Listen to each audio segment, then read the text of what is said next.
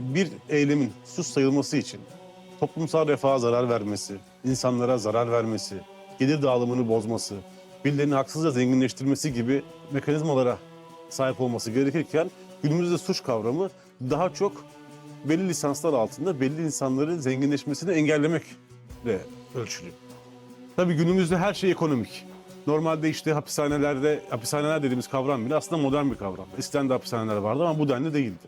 Mesela bir insanı öldürdüğünde hapse girmesi, karşılığında kısas uygulanmamasının sebebi aslında bir nevi modern hukukun getirdiği, işte modern iktisadi sistemlerin getirdiği bir zorunluluk. Aslında şunu demek istiyorlar. Ölen ölsün, kalan sağlar fabrikalarındır ya da üretimindir. Çünkü bir insanı öldürmek artık maliyetli çünkü insanlar işçi. Ve onların emekleri üzerinden zenginleşen, onların emekleri üzerinden güç ve iktidar devşiren bir oligark sınıfı var. Ya da işte bir sınıf var. Buna da ne dersek diyebiliriz.